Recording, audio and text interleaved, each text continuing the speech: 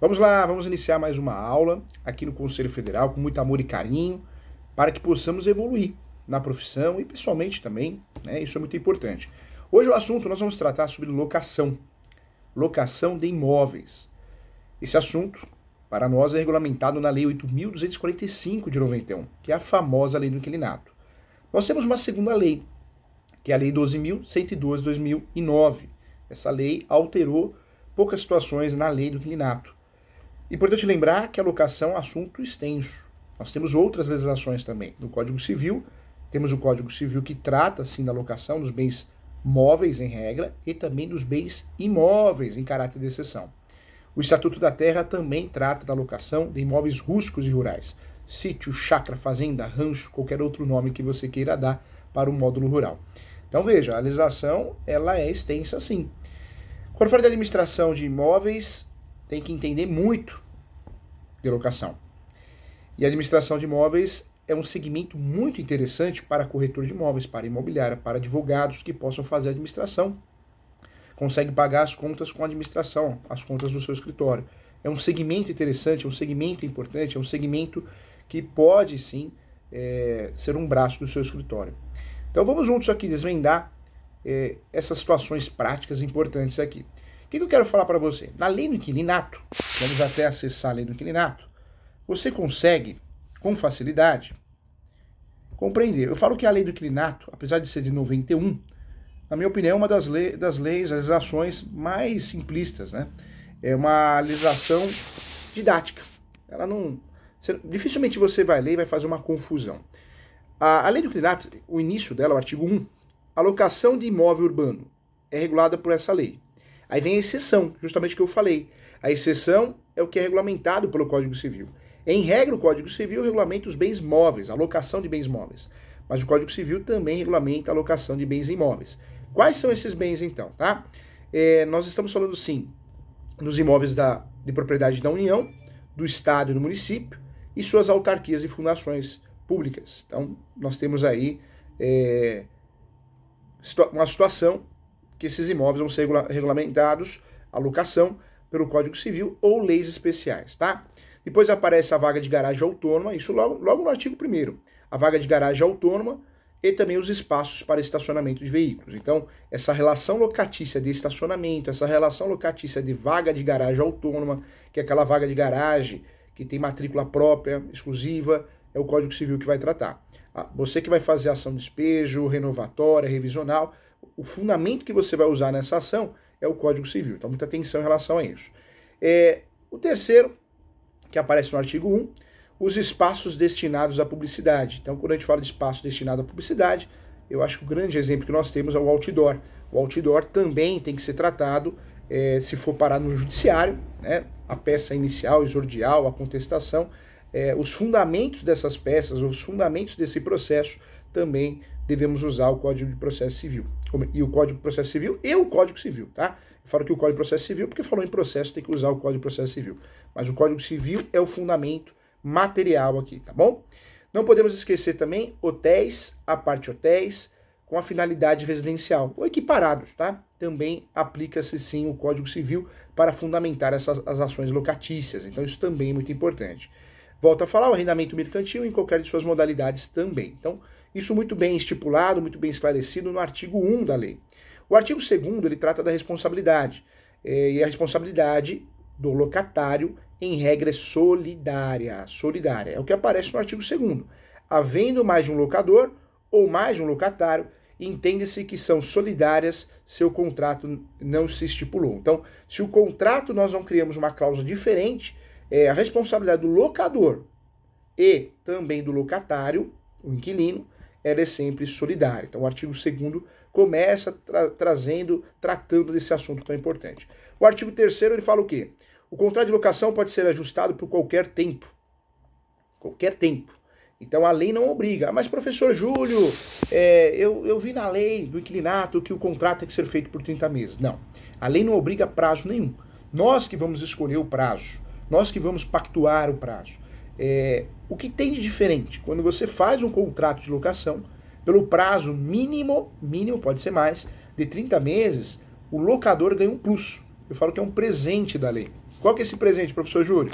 Eu, locador, proprietário ou possuidor, eu que aluguei, que apareço como locador no contrato de locação, ao final do contrato de no mínimo 30 meses eu posso fazer uma ação, chamada ação de despejo por denúncia vazia.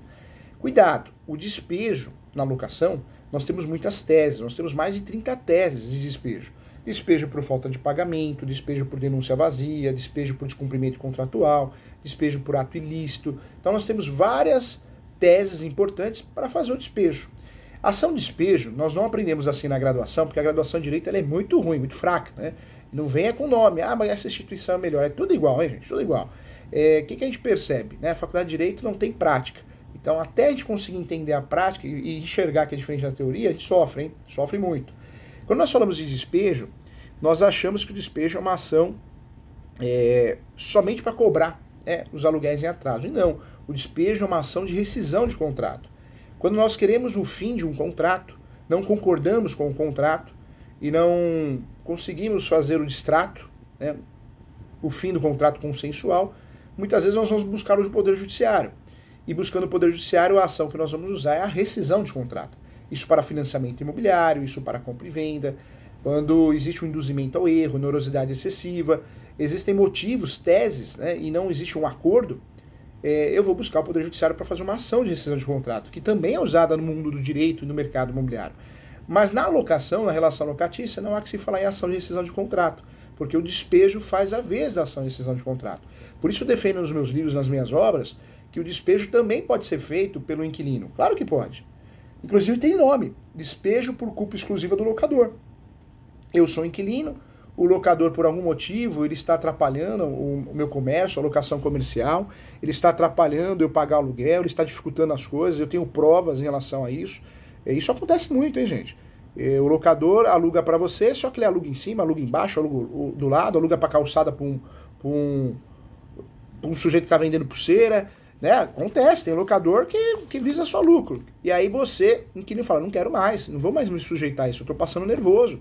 Na verdade, eu não consigo mais ficar nesse imóvel, vou alugar outro imóvel, comercial, residencial. Então cabe sim, uma ação de despejo por culpa exclusiva do locador, é a chamada ação de despejo do inquilino, tá? Então ela existe sim. Por quê? Porque a ideia, o raciocínio, a estratégia é que o despejo é uma ação de rescisão de contrato, só que é uma ação que tem um nome bonito, ação de despejo. Então, se ela serve para rescindir o contrato, ela pode ser usada pelo locador, mas também pelo inquilino, tá? Então é importante bater um papo sobre isso. Outro detalhe que aparece no artigo 3º, eu queria dividir com você, olha o que aparece aqui, ó. Dependendo da vênia conjugal, se igual ou superior a 10 anos. Então, nós temos na locação a chamada autorização uxória. É importante a autorização, no caso do locador, também do cônjuge, o companheiro, a companheira, tá? Então, ausente a vênia do cônjuge, a autorização do cônjuge, o cônjuge não estará obrigado a observar o prazo excedente. Então, importante também, esse artigo revela uma realidade. Então, veja, na lei do inquilinato, nós temos a parte material, né? Nós vamos estudar a parte material, na lei 8.245, aí vem o artigo 5º, que fala, seja qual for o fundamento do término da locação, a ação do locador para reaver o imóvel é de despejo, tá vendo? Sempre o despejo. Despejo é a ação de rescisão, é a ação do fim do contrato. Depois aparece, artigo 6º, o locatário poderá denunciar a locação por tempo indeterminado, mediante aviso por escrito, com antecedência mínima de 30 dias. O artigo 6º, ele revela para nós a denúncia vazia. Ao final do contrato de 30 meses, o locador, sem motivo nenhum, não precisa justificar o motivo, que vai usar o imóvel, que vai vender, que vai alugar para outro, não. Ao final do contrato, pelo lapso temporal de 30 meses, o locador pode reaver o imóvel. Ele notifica, fala que não tem interesse na renovação da contratação, e depois dessa notificação, dá o prazo de 30 dias, se o inquilino não sai, cabe a ação de despejo, o nome do despejo, a tese do despejo é a denúncia vazia, tá? Então tá muito claro aqui também. Artigo 7. Nos casos de extinção de usufruto ou fideicomisso, a locação celebrada pelo usuário ou usufruciário poderá ser denunciada. Então, mesma coisa, também aqui é um fundamento da denúncia vazia também. Artigo 8º. Se o imóvel for alienado durante a locação, o adquirente poderá denunciar o contrato. Isso é terrível, né? Na minha opinião, quem sofre com isso é o inquilino. Por quê? Você tem um estacionamento, um lava-rápido estacionamento, um restaurante, uma oficina mecânica, uma pizzaria, e você está lá trabalhando, né? O que acontece? Do nada chega uma citação. O locador vendeu o imóvel e quem comprou quer que você saia, suma. Ele vai notificar você, se você não sair, ele vai fazer ação de despejo. Então, é uma exceção. A relação locatícia ação de despejo é locador-locatário. Seria uma exceção da lei que um terceiro pode fazer uma ação de despejo. E é um terceiro, porque se você for ver, ele não é parte no contrato de locação. Ele não aparece no contrato de locação. Aí você vai falar assim, mas professor Júlio, e o direito de preferência, hein? E o direito de preferência? Calma. O direito de preferência, eu vou contar a verdade para você. Não vai chorar, mas é verdade. Tem que contar, não tem jeito. O brasileiro, e muitos advogados e advogadas saem da graduação, é que nem uma máquina de guerra, igual o Rambo. O meu cliente tem direito de preferência. Né? Então, o pai, a mãe, vai no filho, que se formou em direito, e aí, filho, eu recebi essa citação, filho, eu recebi essa citação. Ele acabou de se formar em direito, ela também, ou se formou já faz um tempo, mas atua em outra área. Aí vira o pai e fala, o que você acha, filho? O filho veio falar, pai, não sou do ramo, não entendo, estou iniciando agora. Ou a filha, pai, fique tranquilo, eu vi na faculdade, isso é direito de preferência, essa venda é nula. Cuidado, isso é teoria, mundo de Bob, na prática não funciona, na prática não existe. Eu vou explicar para você com muito carinho, só existe direito de preferência quando, professor Júlio? Quando existe direito de preferência? Só existe direito de preferência quando dentro do contrato tem uma cláusula ou duas. A primeira cláusula é chamada cláusula de vigência ou de reserva, tá? Que é a cláusula de direito de preferência. Então, para existir o direito de preferência, precisa ter uma cláusula dentro do contrato falando sobre o direito de preferência, que fica protegido o direito de preferência nessa cláusula de reserva, ok? Se não tem essa cláusula, não tem direito de preferência. Ah, professor, é só ter essa cláusula? Não. Eu falo que é um binômio. Tem que ter a cláusula de vigência ou de reserva ou de proteção ao direito de preferência, mas esse contrato de locação residencial ou comercial, né, não residencial, precisa estar averbado lá no cartório de imóveis. Precisa estar averbado lá no cartório de imóveis. Se não está averbado no cartório de imóveis, professor, como assim averbar? Esse contrato de locação ele tem que ser averbado lá no cartório de imóveis do imóvel, competente do imóvel. Não tem imóvel que você está alugando? Como corretor, como advogado, como parte? Esse imóvel que você está alugando, ele tem uma matrícula. Então esse contrato de locação tem que aparecer justamente na matrícula, a averbação da matrícula desse imóvel alugado. Você tendo o binômio, cláusula dentro do contrato, de vigência, reserva, o nome que você quiser dar, proteção ao direito de preferência, mais a averbação do contrato de locação, legal, parabéns. Aí sim existe o direito de preferência. Aí sim caberia uma ação de nulidade, se não for comprovado que o imóvel foi oferecido. Aí sim poderia ser utilizado em matéria de defesa. Agora, vamos contar um segredinho? Vamos? A vida como ela é? Isso acontece no Brasil? Eu calculo aí que 5% das locações comerciais, não residenciais e residenciais, 5% tem essa proteção para o inquilino. A maioria não tem. Porque os contratos normalmente são feitos por quem? Pelo locador, por ele mesmo, pelo advogado dele, pelo corretor dele, pela imobiliária que presta serviço para ele. Então não tem essa cláusula para beneficiar o inquilino. Eu vou ser sincero, hoje o professor tem escritório próprio, mas se eu tivesse que alugar algum espaço hoje, eu iria exigir. Ah, eu não aceito essa cláusula. Então, tchau, meu amigo, tchau. Porque a verdade é uma só. Que proteção que tem o inquilino? Preparou para pensar? Você que tem um restaurante, um lava rápido, um estacionamento, uma loja de carro, qualquer outra coisa, uma lanchonete. Se você não tem isso, você vai desculpar. Você pode perder o seu comércio do dia para a noite. Né? Tudo bem, hoje nós temos a ação de indenização de fundo de comércio, né? Uma ação para pleitear as benfeitorias realizadas, a indenização para a clientela, mas uma briga judicial pode dar muito certo, pode dar muito errado, pode ter uma sentença traumática, então cuidado com isso, tá?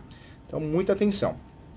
Vamos lá, artigo 9º, a locação também pode ser desfeita por mútuo acordo, distrato, perfeito, em decorrência da prática de infração legal ou contratual, são os motivos da ação de despejo, e também em decorrência da falta de pagamento, perfeito. Para a realização de reparos urgentes, determinadas pelo poder público, que não possam ser normalmente executadas. Então, cabe despejo para a realização também de benfeitorias e manutenções, tá? Artigo 10. Morrendo o locador, a locação se transmite aos herdeiros. Isso é uma novidade, né? Então é importante também. Morrendo o locatário, ficarão subrogados seus direitos e obrigações. Então, artigo 11, ok? Então é importante aqui também. Depois o artigo 12 fala do caso de separação de fato, separação judicial, divórcio e dissolução de união estável. A locação residencial prosseguirá automaticamente. Então, separou, professor, o que acontece com o contrato? Vai seguir o contrato automaticamente, tá? Quando nós falamos aqui, essa parte que nós estamos estudando aqui é a parte material. Então, isso é importante. Vale a pena também lembrar do artigo 13, tá? A cessão de locação, a sublocação, o empréstimo de imóvel total ou parcial depende do consentimento prévio do locador, prévio e escrito pelo locador. Então, sublocação precisa ter autorização, senão é motivo, inclusive, para despejo. Então, isso é importante também.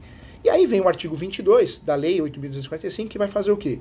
Ele vai tratar, na verdade, da obrigação, né? O locador é obrigado a entregar ao locatário o imóvel em estado de servir a destinação, garantir durante o tempo da locação o uso pacífico, manter a locação de forma destinada ao imóvel. Então, as obrigações do locador.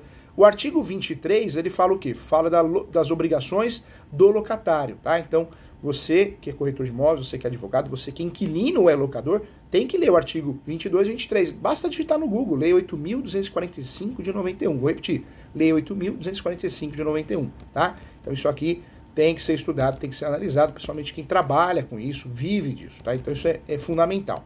E aí vem no artigo 37, outro artigo que eu separei para você, é o artigo que trata das garantias. A lei do inquilinato, ela trata de garantias, mas de 4 garantias. Nos meus livros, no Manual Prático de Direito Imobiliário, no Direito Imobiliário de AZ, no Manual de Direito Imobiliário do Advogado de Sucesso, no livro de Direito Civil, nas minhas obras você vai ver que eu falo em 3.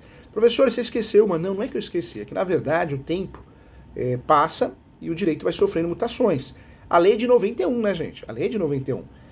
Então, a lei apresenta no artigo 37 da Lei 8.245 de 91 4 garantias. Caução, fiança, seguro, fiança e a cessão fiduciária, né, de cotas de fundo de investimento.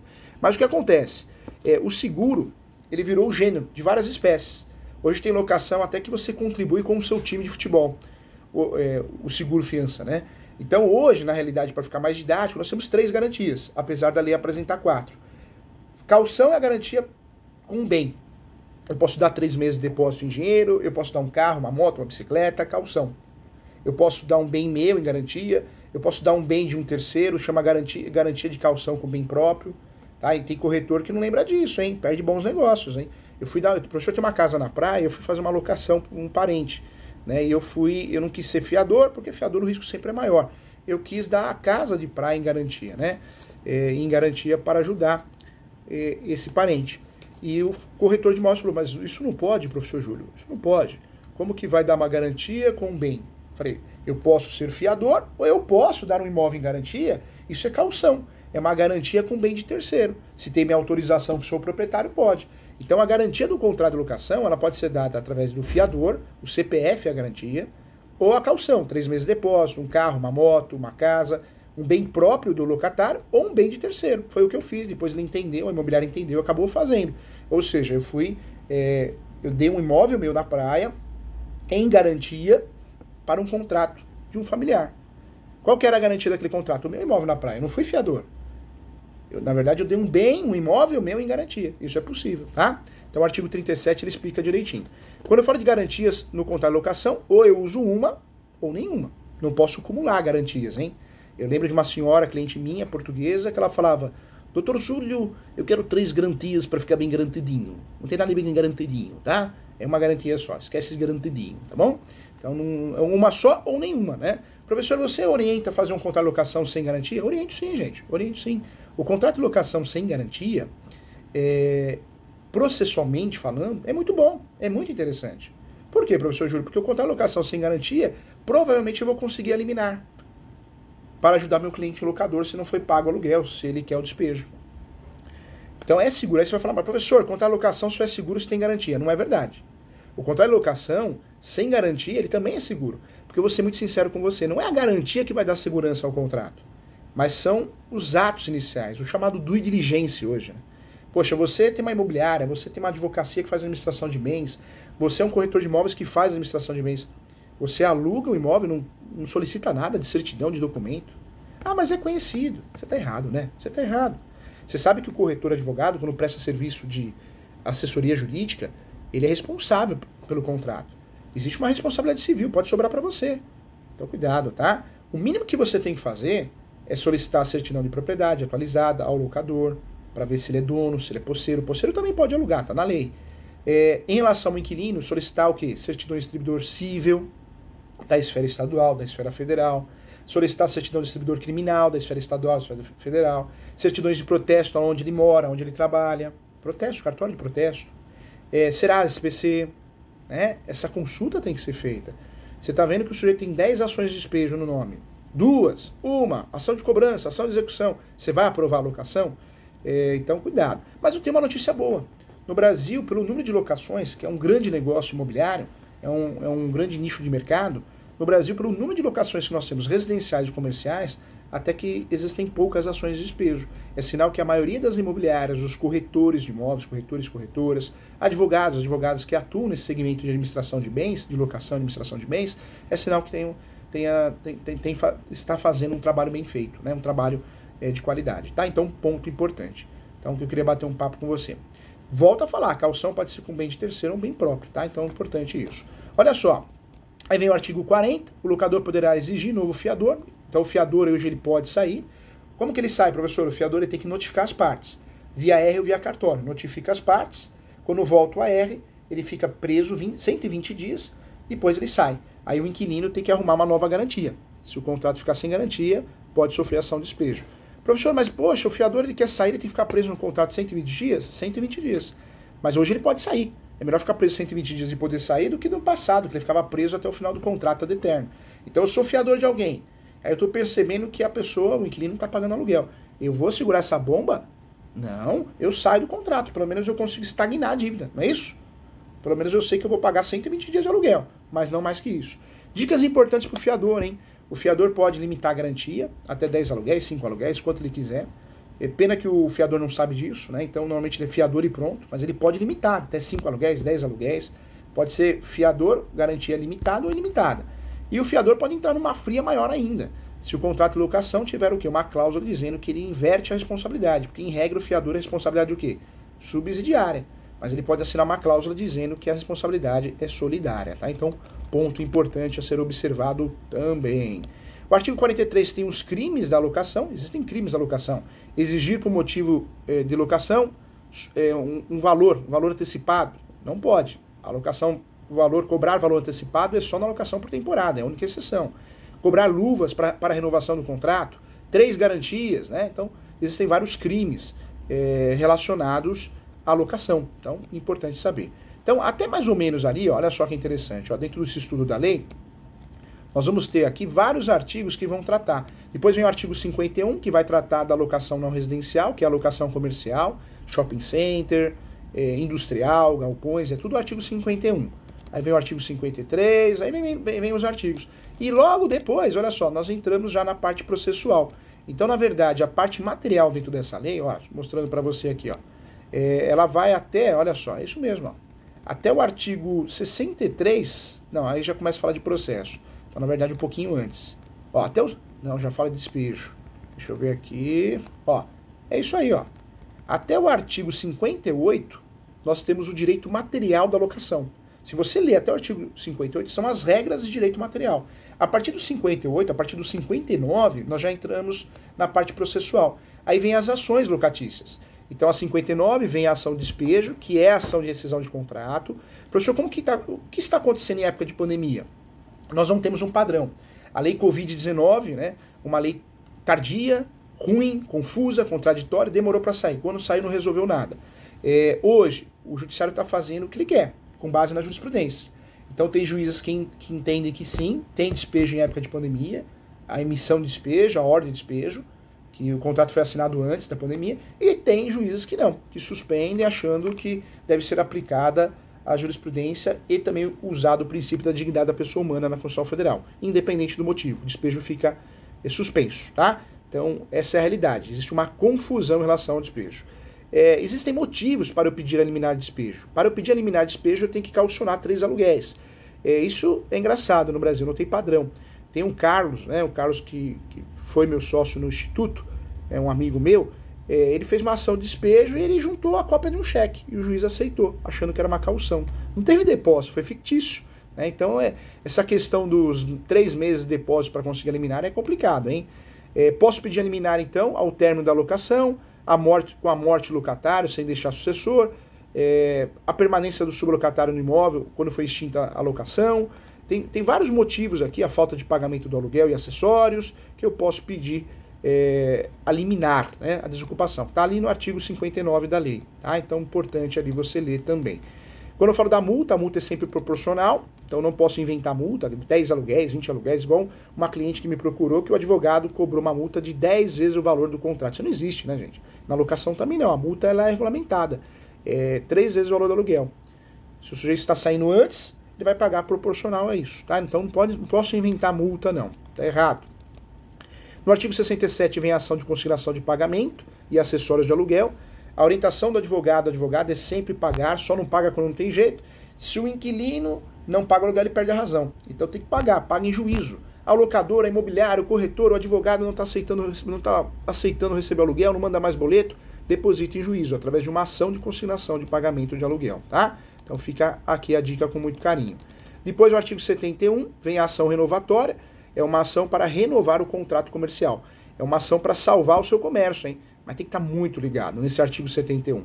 Por quê? Eu preciso provar, né, dentro dessa ação, que existe uma locação comercial, não residencial, pode ser industrial, e provar vários requisitos. A quitação dos aluguéis, a quitação dos acessórios. Eu preciso provar também que eu estou 3 anos na atividade, 5 anos no imóvel. O contrato tem que ser por prazo determinado. E o mais perigoso, eu só posso fazer essa ação no último ano do contrato de locação vigente, 6 meses antes do final. Se eu perder esse prazo, acabou. Tá? Então é importante aqui também. Então, olha só que interessante. Você vê que a lei, nós temos poucos artigos. Né? Na verdade, nós temos, são 90 artigos, muitos foram revogados. Então, na verdade, de fato, nós temos até 86. É uma lei com poucos artigos, mas é uma lei que esclarece muitas situações da locação. E agora eu quero falar com você a respeito da locação em época de pandemia. Como que eu consigo, diante desse cenário, agora sim entendendo muito bem o assunto, como que eu consigo, professor Júlio, diminuir o valor do aluguel? Como que eu consigo, professor Júlio, diminuir o valor do aluguel em época de pandemia? Então vamos lá. Eu sempre oriento o inquilino, seja comercial ou residencial, e o locador também. Gente, nós vivemos uma fase que o judiciário está muito ruim. Com todo respeito. Tenho muitos amigos juízes, amigas juízas, que dão aula e dividem coordenação comigo. O professor é coordenador de 27 pós. Eu não sou coordenador sozinho, eu divido coordenações. Mas o judiciário está muito ruim. E esses meus amigos juízes e juízas, eles concordam com isso. São professores também. Por quê? Porque acaba respingando neles a má vontade. Muitos operadores do direito, juízes e juízas, o que eles acabam fazendo? Aplicando a jurisdição defensiva para bater as metas. Então hoje uma ação mal explicada, uma ação confusa, com pedido confuso, é motivo para extinguir o processo, para antecipar o julgamento. Então mais que fazer a peça, né, a inicial, a contestação com amor, você tem que também fazer de um jeito que o judiciário não use para se livrar da ação. Nós temos as ações tipificadas. Ação de consignação de pagamento de aluguel, ação de despejo, ação renovatória e a ação revisional, que é para diminuir ou aumentar o valor do aluguel.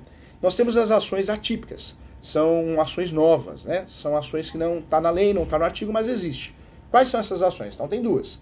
Ação de indenização de fundo de comércio e suas benfeitorias. Quando o inquilino pede o meu restaurante, pede o imóvel dele, mas o restaurante é meu, a oficina, o lava-rápido, estacionamento, eu posso processar ele, pedindo as benfeitorias. Ação de indenização por benfeitorias. Ou ação de indenização por fundo de comércio e benfeitorias. É uma ação interessante. A segunda ação que eu posso usar é a ação reparatória de luvas. Quando existe luvas, luva no início do contrato pode cobrar, isso é legal, mas na renovação ela é abusiva. Eu tenho um restaurante há 10 anos, há 5 anos, você é o locador. Eu chego em você, vou renovar o contrato, e você vira para mim, eu renovo, mas eu quero 200 mil, você não pode sair do meu imóvel. Poxa, eu vou perder meu comércio. Por isso a luva é proibida na renovação. No início pode, na renovação não. Quando eu pago essas luvas indevidamente, o que acontece? Eu posso ingressar com uma ação e eu posso pedir a reparação dessas luvas, a devolução em dobro dessas luvas, tá? Então isso é importante. São ações novas, jurisprudenciais e doutrinárias, não está na lei, mas existe. No Brasil nós temos isso. Nós temos ações que tem lei, tem artigo, e ações que não temos. Em época de pandemia, quando esse acordo, né, não é possível para diminuir o valor do aluguel, para reduzir, e a minha orientação é que locador, por favor, eu sei que muitas vezes você vive do dinheiro, muitas vezes você também precisa, né, vamos entender o lado de todos, mas o inquilino, O inquilino comercial, ele está sofrendo com a pandemia, principalmente dependendo do segmento dele. Se é restaurante, se é restaurantes pequenos, se é um estacionamento, um lava rápido, entre outros comércios que o professor não vai falar nome por nome, que são muitos comércios diferentes. O locador tem que entender essa situação. O locador, você tem o seu inquilino lá, pagando aluguel em dia há 1 ano já, 2 anos, 3 anos, 4 anos, 5 anos, 10 anos, 20 anos. Poxa, você tem que facilitar também. Então, fator de ser humano. Dá um desconto de 20%, 30%, 50%. É uma fase que nós estamos vivendo. Vai passar, se Deus quiser. Se isso não acontecer, gente, o que pode acontecer? Locador, recado agora é para você. O inquilino pode ir atrás dos seus direitos. Ir atrás dos seus direitos é fazer uma ação revisional do valor do aluguel. Essa ação revisional ele vai pedir para diminuir o valor do aluguel, porque o movimento caiu em época de pandemia. Não é o único fundamento. Tem que provar com os extratos, com o faturamento. A queda do faturamento. Não é só falar pandemia. Pandemia é notória. Mas tem que provar com a queda do faturamento. E provavelmente vai conseguir a redução de 20, 30, 40, conseguimos uma aqui de 50% esses dias, aqui no escritório. Então vai conseguir, o judiciário vai obrigar você a reduzir o valor do aluguel. Olha a confusão. E você sabe quando tem ação e não tem justiça gratuita, você vai ter que pagar sucumbência ainda, 20% do valor da causa, 12 vezes o valor do aluguel. Então vale a pena um acordo. Vale muito a pena um acordo com uma sentença traumática. E volto a falar, se você faz um despejo e não tenta um acordo também, a mesma coisa pode acontecer. Por que pode acontecer? Porque o despejo pode ser que não saia. Depende da cabeça do juiz, nós não temos uma lei, cada um está fazendo o que quer. Então, muita atenção em relação a isso. Como diminuir o aluguel em época de pandemia, professor Júlio? Através da ação revisional de aluguel. É a ação que o inquilino pode propor e pedir, inclusive com tutela antecipada, com liminar, a redução do aluguel, tá? O professor fez uma introdução para você entender a lei, as regras também, para você ficar craque no assunto, e agora sim, conforme pedido, conforme título, conforme tema, realmente a redução do aluguel se dá através de uma ação revisional. Sempre vale a pena acordo, sempre vale a pena a conciliação, mas se não for possível, tem que fazer a ação revisional. Quero lembrar você que essa ação revisional tem que ser fundamentada com a queda do movimento, livro caixa, livro contábil, extrato bancário. Não é só alegar a pandemia, hein? Eu falo para os meus alunos advogados, se você alegar só a pandemia, você vai perder essa ação, vai prejudicar o seu cliente que é o inquilino, tá bom? Então, muita atenção em relação a isso. Professor, mas o comércio não anota nada, aí fica difícil. Então, vai ter que anotar. Pega lá e começa a anotar. Porque fazer essa ação sem instrução probatória, sem documentos, sem provas, no direito brasileiro nós temos 2 provas. De um lado, as provas orais, testemunhas, depoimento pessoal. Essas provas podem ser apresentadas numa audiência de instrução e julgamento. E do outro lado, nós temos as provas documentais. Papel, tudo que é palpável, a prova documental em sentido estrito. Existe ainda a prova pericial, então pode pedir para fazer uma perícia. Inspeção judicial do juiz. E existe ainda a ata notarial, que é meio de prova, tá bom? Quero agradecer a você. Desejo a você sucesso profissional, saúde, paz, amor, do fundo do meu coração. Quem tiver interesse em fazer a pós-graduação, vai aparecer para você. O professor que é coordenador da pós-graduação na plataforma ESO. Pronto, aqui, ó. A plataforma ESO está aparecendo para você, que é a Escola Superior Universitária. Inclusive o site vai mudar, vai virar portal ESO, né? Então vai ter alguns serviços você pode cadastrar para prestar serviço, bem legal a ideia, mas é ESO Educacional, Escola Superior Universitária, tá? Convido você, sou coordenador da pós, acadêmico e pedagógico. Quero convidar você também a prestar, a participar, né? Não prestar, a participar do serviço de mentoria do professor. Nós temos algumas mentorias que nós discutimos alguns assuntos. Então, se você tiver interesse, basta você seguir o professor nas redes sociais, tá? O Instagram do professor é professor.julio.sanches. O e-mail é julio.professor.direito@gmail.com. E o WhatsApp, tá, da escola, se você precisar falar comigo, alguma dúvida, se você precisar, é o 11 97685 3891. É o WhatsApp da escola, tá bom? Você tem contato comigo. Eu já aviso que eu demoro um pouquinho para responder. O professor acorda às 6 horas, vai dormir 3 horas da manhã, 2 horas da manhã, todo dia. Então eu tenho que dar conta de tudo e a prioridade sempre é os clientes, né? Os andamentos dos processos, as aulas. Então eu seguro o que dá, mas eu respondo sim, tá bom? Um abraço, fiquem com Deus e até a próxima.